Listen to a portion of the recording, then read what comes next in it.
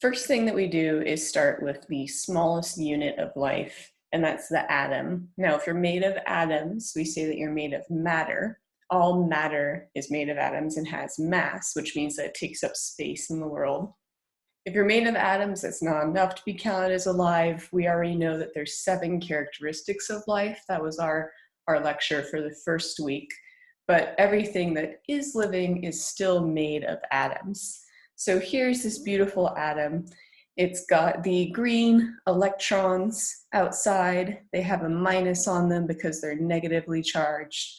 It's got the blue positive positrons inside, and then these orange, red colored neutrons that are inside as well. So the protons and the neutrons, that makes up the nucleus. And the electrons hang out on the outside in these circles called orbitals. We used to draw all of our atoms like this, but it turns out that's not actually how atoms exist in the world. It's not super organized like this. It's still organized, but it's a little bit more haphazard. So now we draw atoms like this. We still have the protons and the neutrons in the nucleus in the center of the atom, but the electrons, which are purple now, are like zigging, zagging around the outside of the nucleus. So instead of being in these perfect circular orbitals, we now say that there's an electron cloud outside your atom. So atoms, smallest unit of a pure substance is an element. If we have more than one atom, we have a molecule. So this is a molecule being shown. It's called DNA. It's one of our biological molecules, which you know about from this week's reading. There's a difference between a molecule and a compound. Molecules are made of more than one atom, but if the atoms are different types, like oxygen and hydrogen bound together, then we call it a compound. So oxygen gas, 2 oxygen atoms bound together, that's a molecule. But water, that's H2O, that would be a compound. This DNA is made of atoms, and if we have a bunch of molecules inside of a unit in a cell, we call it an organelle. So we're going from smaller to larger. An atom is smaller than a molecule. Molecules make up organelles. We say that organelles are membrane bound because they have a little bit of plasma membrane around them. We'll talk about that a lot next week. This organelle being shown is a chloroplast. All organelles have a similar function. So the function of a chloroplast is to harvest light and turn it into chemical energy in the form of sugar. Chloroplasts are really cool. We're going to talk about them later in the term, but they're usually green and they're what make plants appear green. Organelles are smaller than cells. You need one or more cell to be considered alive. That is the cell theory that we talked about last week. Here we have a fabulous plant cell. You can see the chloroplast organelles, the mitochondrial organelles. That's these little jelly bean things right here. We got a big old storage container for water inside of our plant cell. And then our plant cell has a cell wall going around the outside right here. That cell wall is made of a biological molecule that we'll have read about in our textbook. So a bunch of cells together, getting even bigger now, is called a tissue. Plants have tissues just like you have tissue. Here we see a couple different types of plant tissues. We have the skin of the plant that's called the epidermis, just like your skin's called the epidermis. We have vascular tissue inside the plant. This is how your plant carries water and sugar around inside of itself.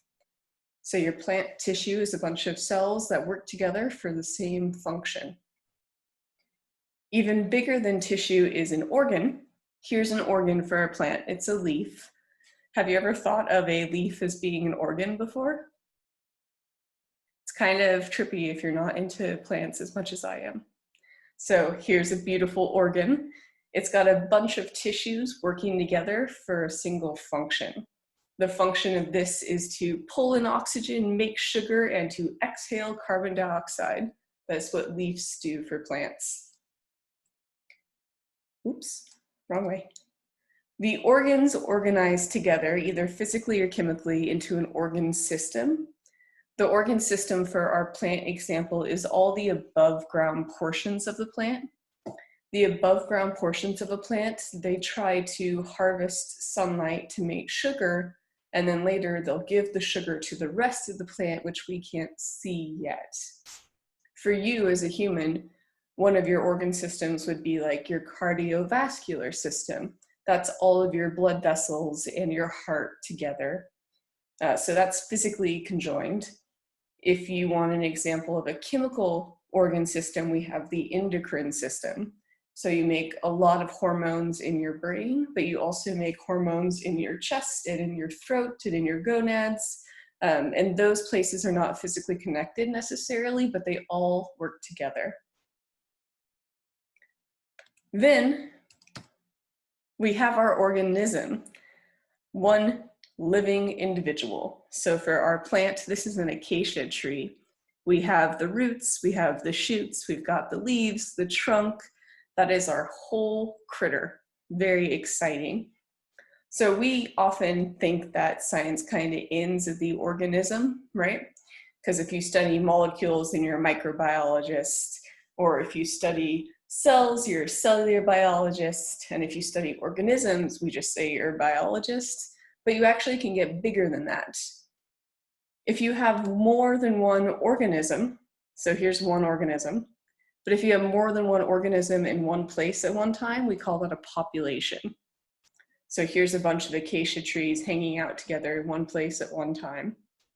If you start looking at more than one species in one place at one time, then you have a community. So here is a bunch of grazing animals and my acacia tree and the grass, all those living things together, a community. If you start to incorporate things like non-living components like this rock or the sunlight or the oxygen or the temperature or how much rainfall this area gets, then you're looking at the ecosystem. So population is just one type of species. Community is more than one species, but everyone is still living. And an ecosystem is the living and the non-living things together. Our ecosystems kind of blend together, like it's hard to tell where the desert ends and starts becoming something else. And if we look at all of our ecosystems, then we have the biosphere, which is our planet, this beautiful blue ball right here. So that's how we organize life, how we think about things, and how we look from the smaller end of life to the larger end of life. But we also need to categorize all this life.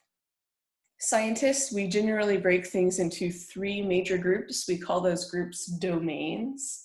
It's the largest group, life, and then life is organized into domains. We have three: bacteria, archaea, and eukarya. So bacteria and archaea, those look really similar. They're small, they're unicellular, they're usually shaped like a rod or sphere, and they generally act like bacteria. The main difference between archaea and bacteria is that archaea are found in extreme environments, like the geothermal pools in Yellowstone or at the bottom of the ocean in the Mariana Trench. That kind of environment is an archaea environment. Eukarya, that's our group. So the main difference between these three is that bacteria and archaea are prokaryotes. The prefix pro means before, and then karyote refers to the nucleus in the cell. So these existed before the nucleus evolved. So prokaryotes do not have a nucleus. Eukarya, we call them eukaryotes. Eu means true, and karyote means nucleus. So they have a true nucleus. So eukaryotes all have nuclei inside of their cells. Nuclei are where we keep our DNA. So you're a eukaryote, you have cells with a nucleus, and inside that nucleus there's DNA. Now we break these domains up even further. When we break them up further, we call them kingdoms. And currently we subscribe to the 6-kingdom definition of life.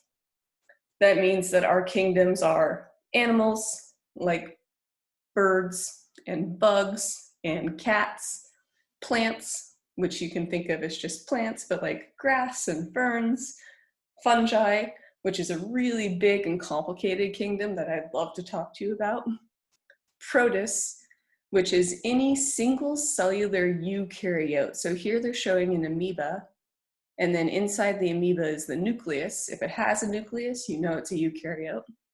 And then we have our 2 groups of bacteria, our eubacteria and our archaea bacteria.